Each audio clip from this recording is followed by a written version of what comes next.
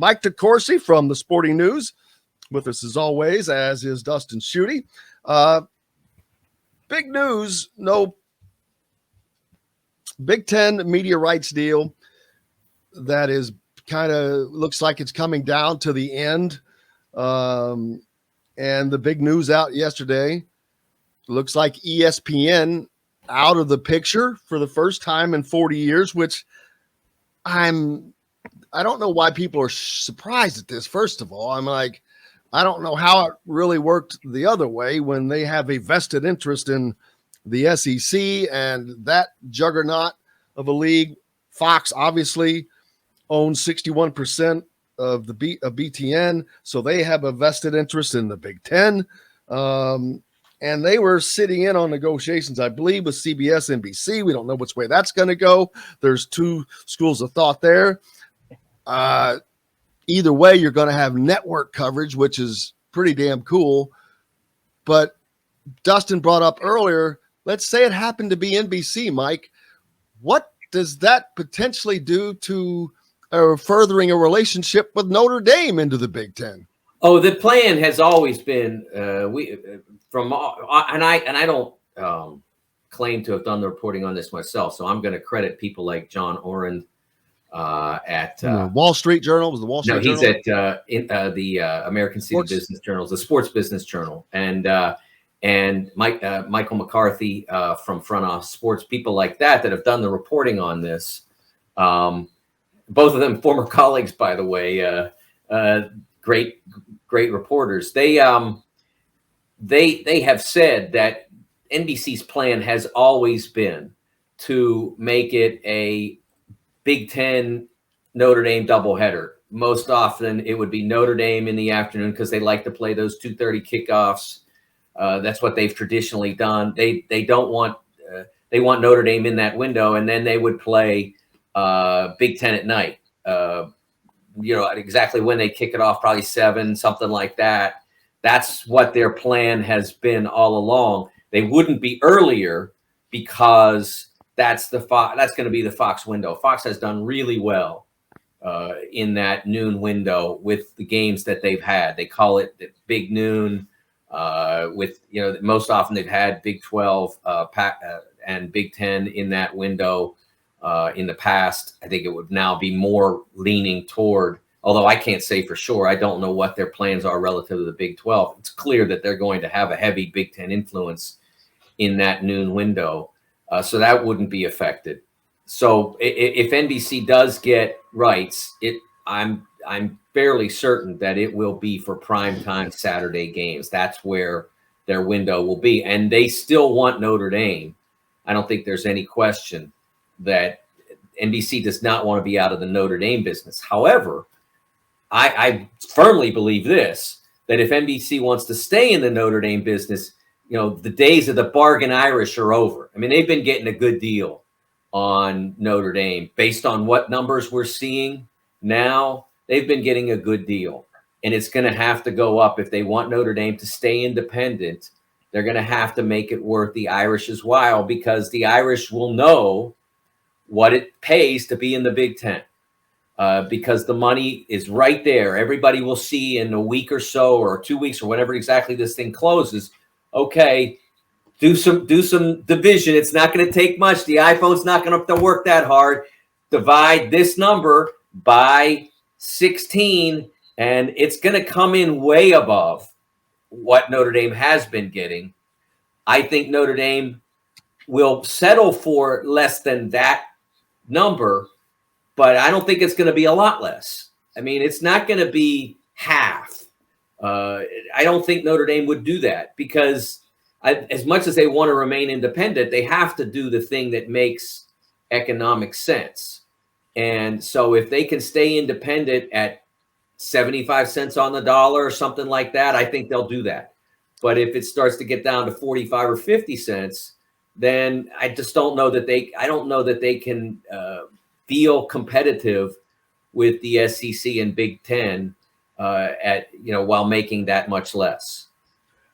I think, and this is only an opinion, and I am not a Kelly School grad, so math is not my friend, but right now, I believe that Notre Dame is getting in the neighborhood of 33 to 35 million. No, it's less than that. Yeah, Is it everything less than I've read that? is it's less than that. Yeah, that's Wow. what I'm saying. I mean, I haven't read anything over 25. And I've that's seen low. it And between I thought that 17 that and was 25. low. Holy smokes. So they've lost millions upon millions of dollars. The next Big Ten deal expected to be 100 million. That's without UCLA and USC. With them, that I would imagine that goes to 125 maybe. And You know, every here's interesting, Jim. Every time I see a report, the number goes up, and I'm not talking about month after month after month. I'm talking about this day, end of this week, middle of next week. It seems to go up. So I don't know where we're going to land, but it keeps those reports keep escalating. Especially when you're adding the Los Angeles TV market, which is not included in this particular one already. And so if you were to add that and Notre Dame, I can easily see that going to 150, at which point Notre Dame at a premium is going to be giving up half.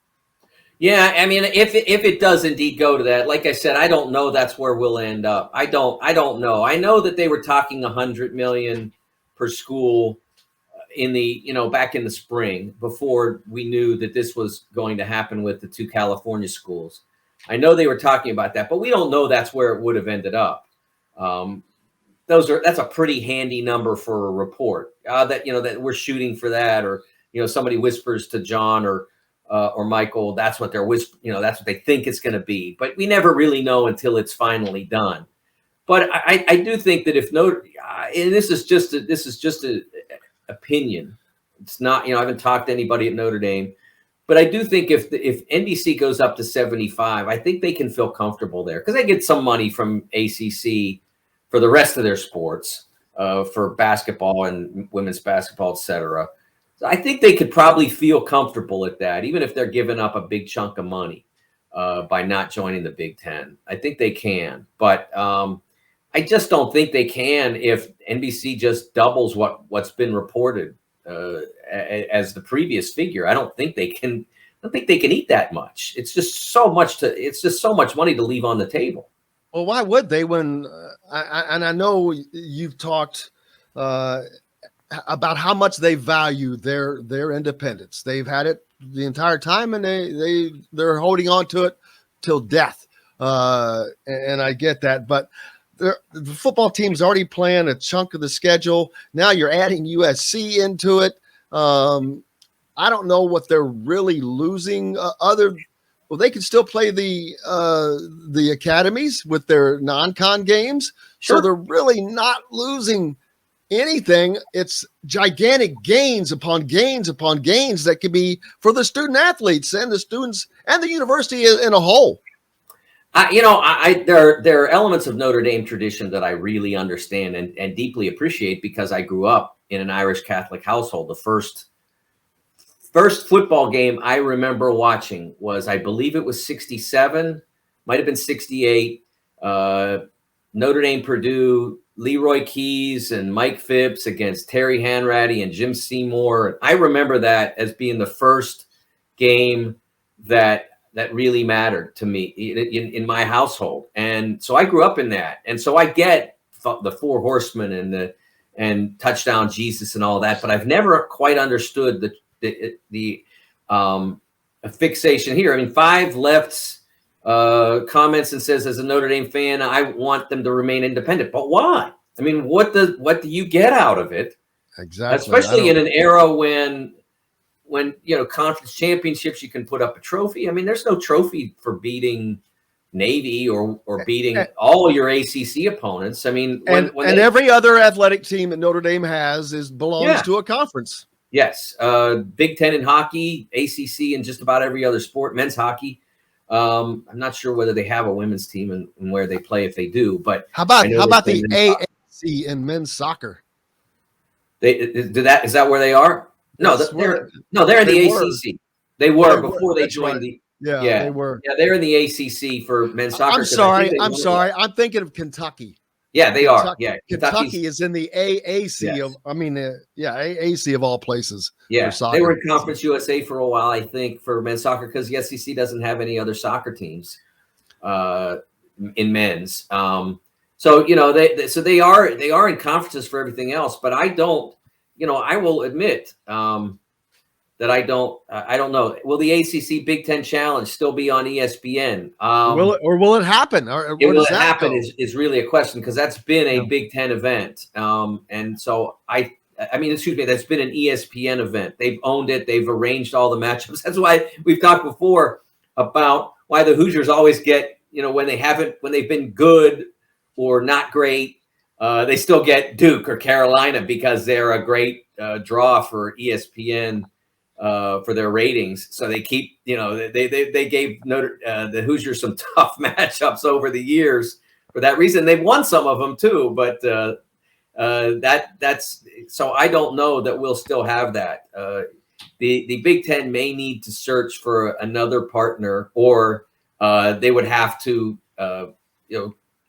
perhaps talk to the ACC about staging that where they would share it, right? Where ESPN and Fox, or ESPN and BTN, or ACC Network and BTN, however you'd want to do it. I think you just broadcast whoever has the home game. Yeah, that's what I'm saying. But you'd have to arrange at that point it would you'd have to arrange your own series, because right now that game has been arranged. Those games have been arranged by ESPN since they founded it.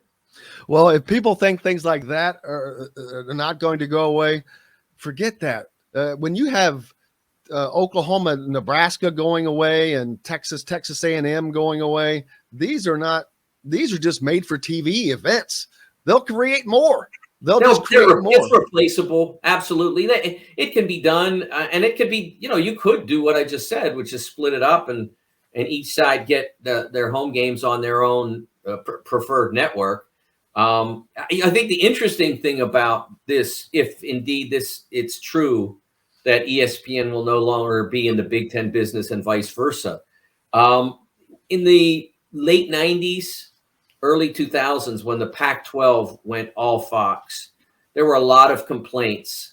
I'm trying to remember the exact time frame. That it's all kind of running together now, but I remember Lute Olson being bothered. So it must have been a little later. It must have been in the mid 2000s, or that you started to get complaints from Fox, from Pac-12 coaches like Ben Howland and Lute Olson, the late Lute Olson at the time, who were complaining about their recruits not getting to see enough of their games.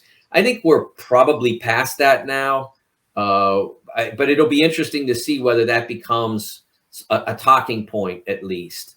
I think we're past the point where, now that you have FS1 and Big Fox being very willing to put games on its air, both with the Big East and the Big Ten in the last several years. I think we're probably past the point where it has any impact on the spread of your brand in any particular sport. I think the Big Ten will get plenty of exposure, no matter what network they're on now, that they'll be able to continue to thrive in the sports that they've done well in. Now, obviously, men's basketball being very prominent in that area.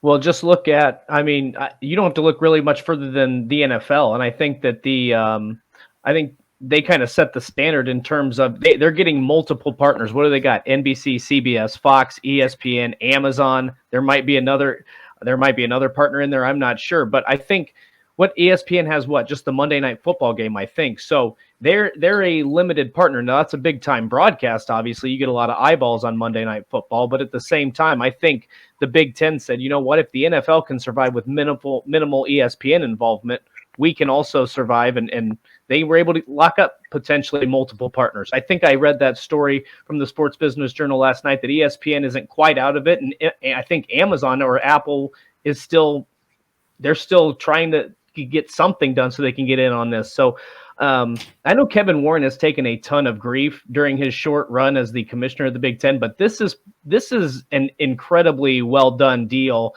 and I think his experience coming from the NFL probably helps in this regard.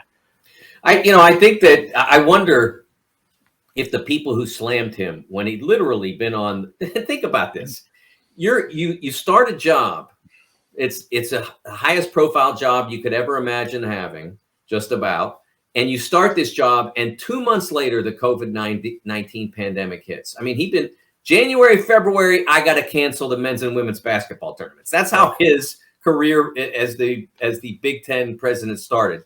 And everybody attacked him when the fall came and originally canceled football, and then ultimately it was restored. And anyone who understands the league understands that there was a lot of presidential involvement in how that all went down. Ultimately, it worked itself out. They had a season.